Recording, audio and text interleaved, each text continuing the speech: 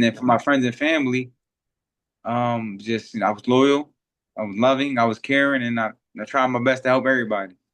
Gotcha. And just my last question for you. I know you know Steven Edwards, Breadman. That's my Yeah. guy. He wanted me to ask you, can he borrow 1 million at 0% interest rate? Man, I need that interest, man. I need that. I had to ask you that, man. Yeah. Like you ain't never thought about just like, I mean, I know you like help out fighters and like talk about Yeah. certain things with fighters, but you ain't never thought about just opening up some type of like webinar because you know the NBA has it, the Yeah, NFL I has it. thought about it and I try to reach out to a lot of fighters, but a lot of fighters look at an investment like they're spending money. Mm, And it's hard to tell somebody who's making millions of dollars what to do with their money. yeah, That's the hardest thing I ever learned about everything. It's like you could tell somebody, look, buy this property and it'll be double in 10 years. But yeah, they rather have that money in the bank. And that's the worst thing you could do is have money sitting in your bank account because you're gonna spend it. yeah. So I would tell every fighter just invest every dime and just try to live off the interest.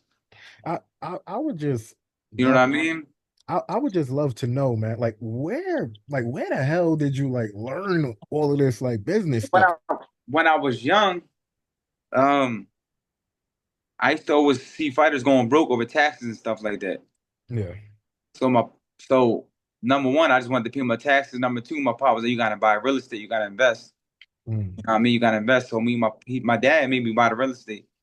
And then one day, when I started depositing big checks in the bank was like, look, you should come to wealth management. mm, And I never did it because they will always tell, like, coming from the hood, they was like, don't buy stock, you lose your money, you go broke. yeah. I had that in my head. But then I did some research and I just read some books like Warren Buffett books. Mm.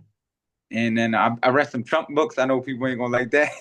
But I read that shit. I read The Art of the Deal. You know, he built like the Trump Towers and all that when he was 33 years old. Yeah. So I looked at history. Warren Buffett said that stocks, I mean, over 100 years is like 10 bad years. Yeah. And the real estate goes up in value and all that stuff. So I read those books and I just went all in. And Is that's the best decision I ever made in my life. is there anything you can tell? Because you're a millionaire and you've been a millionaire for shit, I don't know how long. I remember seeing an interview with you and you was just like, I believe you said since you were 17, you never had less than 100 bands in the bank. Yeah, yeah, I was yeah. just like, yo, Danny been had it, man. But Thanks. but like for those, But I always promised to my parents, right? I made a promise to them, no matter how much money I got, I will always live with y'all until I take you out the hood. So mm, even when I had 100,000, I was still living in like my neighborhood growing up because I promised my parents that I'll never leave them. mm, So I got a sign-up bonus from Golden Boy for 68K. And then me and my dad bought two properties, one next door to me, yeah, and then one over there. I'm talking about one across the street. That's in Philly where you could buy a house for 35K you can't do at that. that time. And then we put 15 into it. We did it, we sold it. And then ever since then, it was like I was still in my career. I was fighting, making a little 5,000 from the fights, 6,000. So I always had some money coming in. Then yeah, that shit. Yeah, it's a true story. Is there anything you could tell people? Because I mean, you know how it is. You grew up in Philly, you grew up in the hood. Like, so like a lot of your business acumen, or I think a lot of people that kind of see like the advice that you would give, they'd look at it and they'd be like, oh damn, I don't got 100 bands in the bank, or I don't got X, Y, and Z in the bank. Like, is there anything that you could tell to those people who aren't broke, probably got like a few thousand that's trying to go to that next level, but Right, not Danny Garcia. They don't got like 1 million where I could just throw it in X, Y, and Z. Like, how right. do they get to that level from where they at right now? One thing I learned, and I mean this in all respect, like Mhm. everybody's not going to be rich and everybody's not going to be broke. Mm, There's really a job for everybody. So some people are just not simply made to be rich. You feel me? But mhm. that don't mean nothing. That don't make you less of a person. It's Yeah, just it's just the way the universe works. yeah, But I mean, in order for you, it's a mindset you got to have. It's a mindset you got to have. You got to be relentless. You got to be determined. You got to be willing to stay down till you come up because you're gonna have to starve until you break through whatever you're trying to do. You know what I mean?